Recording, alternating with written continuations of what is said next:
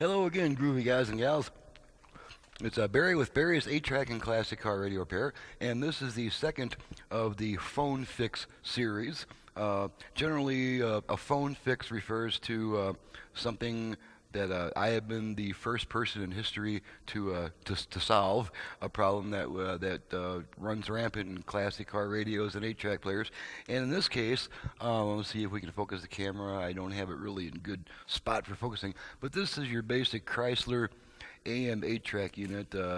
They made several different variations of this basic model. They all look pretty much the same outside.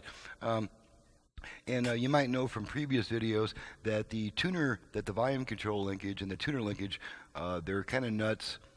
They're kind of crazy. There's a lot of interaction between the two. And on a lot of units, particularly ones in which you cannot turn the volume control without also moving the tuning dial, there's some pretty extensive repair work that needs to be done to that section, taken apart and old junk cleaned out and new stuff put in and all that stuff. Well, on this particular model, this one, most of your Chryslers of this type of design have a gearing system. It's all gears. On some of them, on most of them, the tuning gear actually goes through the volume, part of the volume linkage, to reach the tuner. It's really kind of a crazy setup. But on this particular model, this is one that you run into once in a while. This one actually uses a little belt to transfer the motion of the volume knob to the actual volume control, and you probably can't see it, but maybe let's get our overhead camera in here, and we can get a little better look at this. If I can find the overhead cam. There's our overhead cam. All right, let's see if we can get this thing in position here. Alrighty, this is your volume control right here, and this is the shaft. You might just be able to make out, let's see if we can turn up the iris on this thing. Get a little bit more bright inside of it. Let's see here. Which camera? Oh, this is the overhead cam. No, I can't adjust the iris on this one. So we'll just have to do what we can. But anyway, there's a tooth belt that runs from here. You can probably see the black line of the belt. You can see the belt kind of moving as I move the control there. And that belt transfers the motion of the volume knob all the way back to this pulley that's around the volume control. You can see that turning there, I'm sure. Okay, and so now that we've got that established, here's the old belt. As you can see, it's a rubber belt that has teeth around it. It's a tooth belt. It is an absolutely insane part to have to come up with, and I mean, you know, it's been decades since these were available. You're just not going to find them, and they're getting to the point where they're starting to break. This one is, like most of them, this one is frozen in the position that it was sitting in for 20 years while the unit sat in storage or in somebody's garage or in somebody's car or whatever. So, you know, naturally, when rubber gets hard enough to where it assumes a permanent shape, it's just a matter of time before it goes. And so, okay, so where in the world are we going to find one of these? You know, the Chrysler doesn't, you know, they're not available new anymore. You're just not going to find them anywhere. So I had to do some more thinking outside the box. It was time for another phone fix. And so after much research and study, I finally found this 3D timing belt. Or, I'm sorry, a timing belt for a 3D printer. Apparently 3D printers use a lot of timing belts, and so that's what I found with this.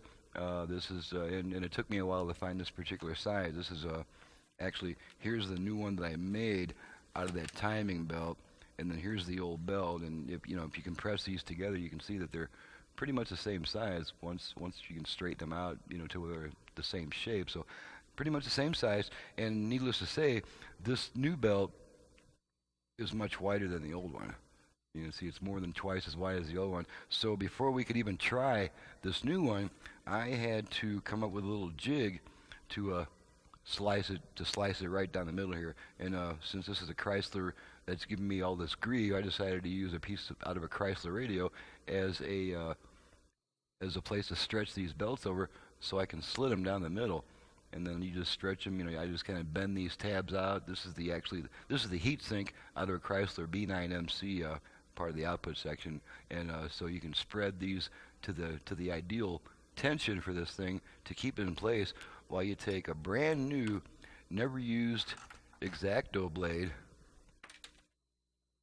okay, like that, and you just run that blade right down the middle.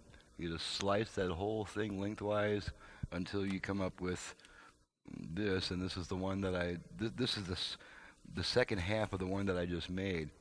And as you can see, it's pretty much the same width as the original, just a little bit wider, which is okay. And the wider, the more area it has to grip, so that's good.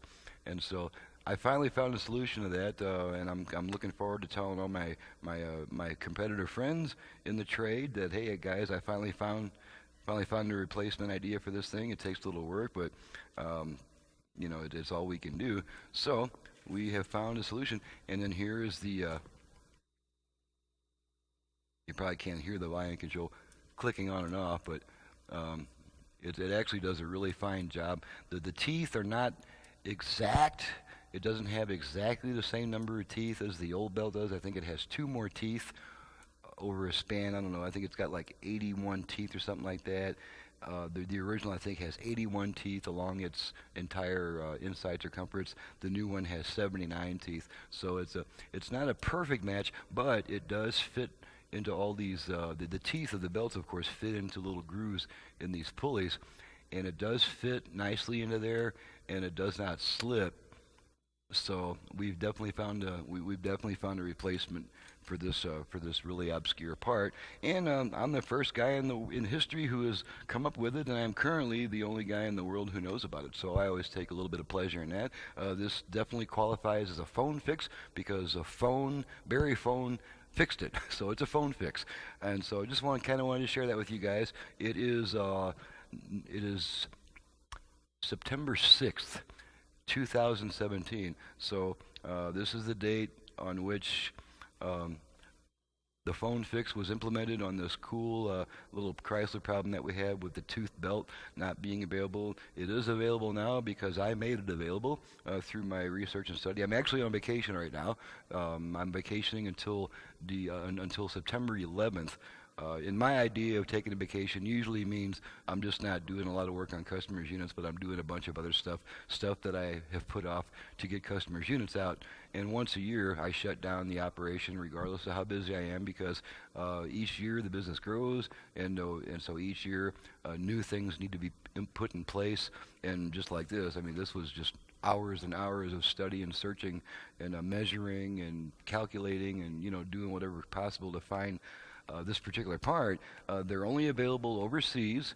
It's got about a 2-month lead time, and so that's another issue there. So this stuff is pretty fast moving at times, and I got to really act if I'm going to have these parts in time. As it turns out,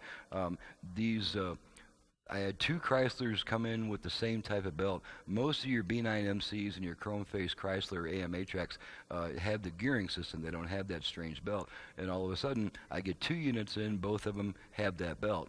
And I just happen to have the parts on the way already to experiment with. They arrived yesterday, and I'm just trying it out today, and it looks like it's going to be a smashing success. So I still need to go in there and eliminate the clutch mechanism. This is not a push-button radio, so there's no need for a tuner clutch. And so I just go in there, and all that tuner clutch does is eventually loses its grip and slips and doesn't work anymore. So I go in there and I eliminate the clutch, since we don't need a clutch for a non-push-button tuner. So at any rate, there we go. There's another one of my famous phone fixes. I'm going to go share it with my pals on the email now, so that all you guys, so that all the shops are able to do it if they want to. I mean, I don't mind if they send them to me. A lot of shops just say, well, Barry's the guy who's all set up for it, and he's the guy who's got the experience with it, just like I do with tube radios.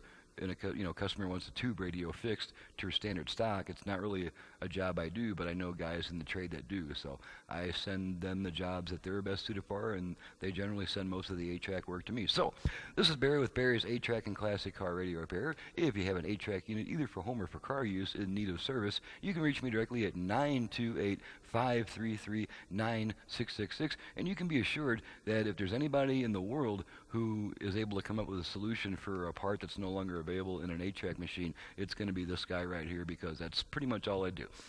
If I run out of, if I run into a situation where I don't have a part, cannot get a part, then I will make that part, whatever it takes. So, my website is in the description below. Thank you very much for watching, listening. We'll see you next time.